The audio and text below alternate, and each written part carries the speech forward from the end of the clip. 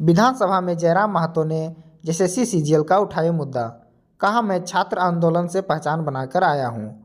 विधानसभा के विशेष सत्र के दूसरे दिन जेएलकेएम विधायक जयराम कुमार महतो ने जेएसएससी सीजीएल का मुद्दा उठाते हुए कहा कि मैं यहां छात्र आंदोलन से पहचान बनाकर आया हूं। अपनी बात रखते हुए जयराम ने कहा कि राज्य के लाखों अभ्यर्थी सड़क पर हैं। सीएम से आग्रह किया कि वे उन अभ्यर्थियों से मिले और वे आपके ही बच्चे हैं, उनसे मिलकर समस्या का समाधान करें। वहीं उन्होंने आगे कहा कि लाखों छात्र सीजीएल परीक्षा में सीट बेचने का आरोप लगा रहे हैं। बाबूलाल मरांडी ने मुख्यमंत्री हेमंत सोरेन से निवेदन करते हुए कहा कि छात्रों की संतुष्टि के लिए जेएसएससी सीजीएल परीक्षा के पूरी प्रक्रिया की सीबीआई जांच कराएं। भारतीय जनता पार्टी छात्र हित में सड़क से लेकर सदन तक सीजीएल परीक्षा में हुई साजिश के खिलाफ मुखर आवाज उठाएगी। बांग्लादेश में हिंदुओं पर हो रहे अत्याचार को लेकर सर्व सनातन समाज सड़कों पर उतरा। सर्व सनातन समाज की ओर से मंगलवार को राजधानी में बांग्लादेश में हिंदू सहित अन्य अल्पसंख्यकों पर हमले और हत्या के विरोध में विरोध मार्च निकाला गया। संगठन की ओर से दिन के 12 बजे मोहराबादी मैदान में विरोध मार्च आरंभ हुआ। मार्च विभिन्न मार्ग से होकर राजभवन पहुंचा, जहां झारखंड के राज्यपाल को राष्ट्रपति के नाम का ज्ञापन सौंपा जाएगा।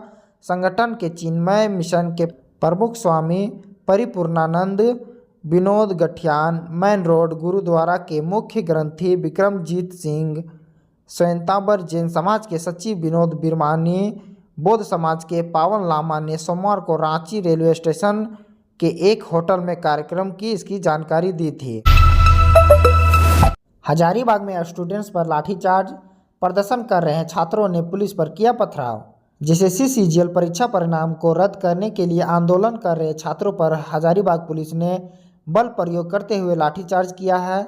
वहीं उग्र छात्रों ने पुलिस पर जमकर पथराव किया है, जिससे 1 दर्जन से अधिक गाड़ी क्षतिग्रस्त हुई है। जो गाड़ी क्षतिग्रस्त हुई है उसमें पुलिस की गाड़ी और पब्लिक ट्रांसपोर्ट भी शामिल है।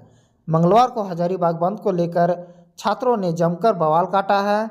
अपने निर्धारित कार्यक्रम के तहत छात्रों ने हजारीबाग बंद का ऐलान किया था। खूंटी में पीएलएफआई का 2 हार्डकोर नक्सली गिरफ्तार, लेवी की राशि का हिसाब करने में जुटे थे दोनों। पीएलएफआई के 2 हार्डकोर नक्सली को खूंटी पुलिस ने कर्रा थाना क्षेत्र के पलसा गांव के समीप से गिरफ्तार किया है। गिरफ्तार नक्सलियों के नाम संदीप प्रमाणिक और धनेश्वर महली है।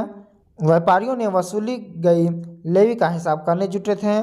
गिरफ्तार तीनों नक्सलियों का आरोप है कि 1 दिसंबर की देर रात को लोधमा स्थित रेलवे क्रॉसिंग के अंडरपास पुलिया निर्माण स्थल पर गाड़ियां में आगजनी का प्रयास और पंपलेट चस्पा पर रंगदारी की मांग पर दहशत फैलाने का काम किया था।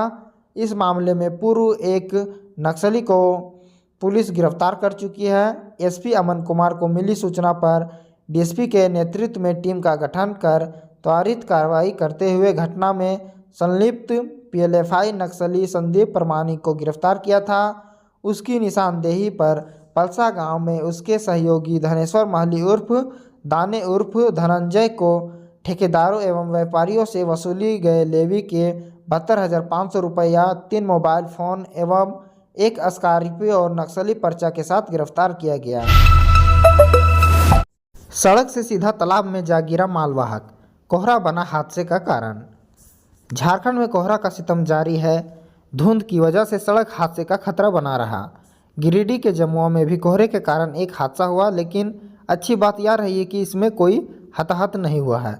घटना को लेकर बताया जा रहा है कि सोमवार देर रात कोलकाता से लखीसराय जा रही एक मालवाहक पिकअप वैन धुंध के कारण तालाब में पलट गई। ये दुर्घटना चतरो पथराटांड़ बेंगाबाद सड़क पर देवरी थाना क्षेत्र के महसिया दिघी स्थित सरयू अहरी में हुई। पिकअप वैन के चालक राहुल प्रसाद ने घटना को लेकर बताया कि वे कोलकाता से फूलगोभी लेकर लखीसराय जा रहे थे। रात में कोहरा अधिक था। दूसरे वाहन ने चकमा दे दिया, जिस वजह से पिकअप वैन का संतुलन बिगड़ गया, जिससे उसकी गाड़ी सड़क किनारे स्थित तालाब में पलट गई। हालांकि इस दौरान वह तालाब के पानी में कूदने में कामयाब रहा, इस वजह से उसकी जान बच गई। हादसे के बाद हाइड्रा मशीन लगाकर पिकअप वैन को पानी से बाहर निकाला गया। मौत की घाटी में फिर हुआ भीषण सड़क हादसा, 2 लोगों की दर्दनाक मौत। रामगढ़ की छुट्टू पालू घाटी में एक बार फिर भीषण सड़क हादसा हुआ है। इस घटना में ड्राइवर और खलासी दोनों की दर्दनाक मौत हो गई। घटना के बाद पुलिस मौके पर पहुंची और शव को निकालकर पोस्टमार्टम के लिए भेजा। इस घाटी को मौत की घाटी के नाम से भी जाना जाता है। घटना को लेकर बताया जा रहा है कि छुट्टू पालू घाटी में रांची की ओर से आ रहा सरिया लदा टेलर अनियंत्रित होकर सड़क के किनारे करीब 20 फीट खाई में जा गिरा। हादसा इतना भीषण और दर्दनाक था कि चालक और खलासी की मौके पर ही मौत हो गई। दुर्घटना के कारण शव भी काफ़ी क्षत विक्षत हो गए थे। रामगढ़ थाना के सब इंस्पेक्टर दीपक कुमार ने बताया कि एक टेलर दुर्घटनाग्रस्त हुआ है कि इसकी जानकारी मिली थी। मौके पर पहुंचे तो देखा टेलर सड़क के किनारे लगभग 20 फीट खाई में गिरा हुआ है और इसमें कुछ लोग दबे होने की आशंका दिख रही थी। और जब पूरी तरह से क्रेन के माध्यम से हटाया गया तो ड्राइवर और खलासी का शव मिला। एशिया का सबसे गर्म कुंड सूर्यकुंड मेले की तैयारियां जोरों पर। नीलामी की तैयारियां पूरी। जिला के बरकट्ठा में एशिया का सबसे गर्म कुंड सूर्यकुंड है, जहां हर साल मेला लगता है। मकर संक्रांति के मौके पर यहां पर लगने वाले मेले 18 दिवसीय मेले को लेकर डाक प्रक्रिया शुरू हो गई है। इसकी जानकारी सीईओ श्रावण कुमार झा ने दी।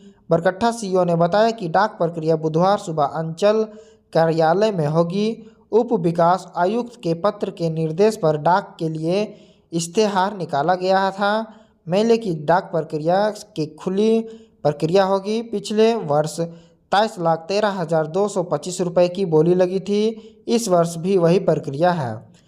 अग्रिम राशि के एवज में 15% की राशि 3,84,385 रुपये का डाक प्रक्रिया से पहले जमा करना होगा। उसके बाद ही कोई भी डाक प्रक्रिया में भाग ले सकता है।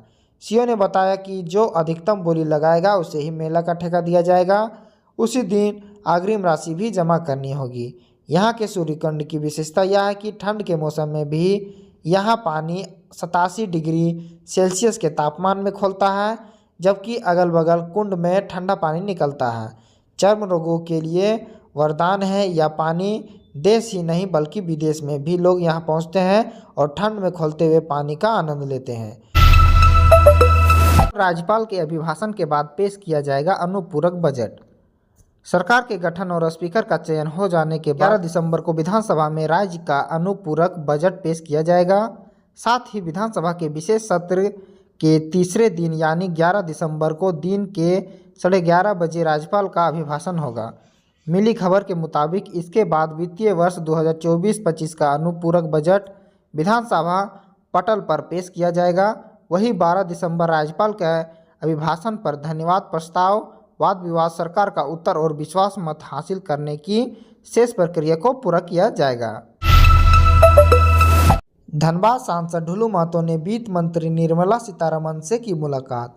बंद बैंक शाखा को फिर से खोलने की मांग। भाजपा सांसद ढुलू महतो ने मंगलवार को केंद्रीय वित्त मंत्री निर्मला सीतारमण से मुलाकात की। इस दौरान सांसद ने एक महत्वपूर्ण समस्या पर वित्त मंत्री का ध्यान आकृष्ट कराया। उन्होंने वित्त मंत्री को एक पत्र सौंपते हुए टुंडू क्षेत्र में बंद state bank of Bikaner and Jaipur की शाखा को पुनः खुलवाने की आग्रह किया है। वित्त मंत्री ने मामले में सांसद को आश्वासन दिया। सांसद ढुलू महतो ने बताया कि टुंडी क्षेत्र में state bank of Bikaner and Jaipur शाखा बंद होने पर स्थानीय लोगों को काफ़ी कठिनाइयों का सामना करना पड़ रहा है।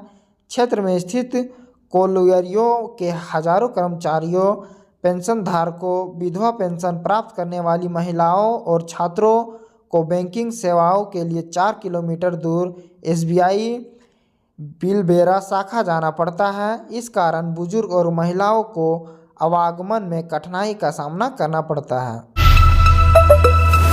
पानी नहीं मिलने के कारण लोगों में आक्रोश। पेयजल आपूर्ति को नियमित बहाल करने के लिए दिया अल्टीमेट। जिले के बेंगाबाद में महीने से पेयजल आपूर्ति बाधित रहने से लोगों के सामने पेयजल का संकट उत्पन्न हो गया है। लंबे समय से पेयजल संकट झेल रहे लोगों को काफ़ी परेशानियों का सामना करना पड़ रहा है। लोग पीने का पानी की व्यवस्था जैसे तैसे कर अपना जीवन गुजार रहे हैं। पेयजल आपूर्ति बहाल नहीं किए जाने से लोगों में आक्रोश पनप रहा है और आंदोलन का मूड बना चुके हैं। लोगों का कहना है कि अगर जल्द पेयजल आपूर्ति बहाल नहीं की जाती है तो अनिश्चितकालीन प्रदर्शन किया जाएगा और प्रखंड मुख्यालय का घेराव किया जाएगा।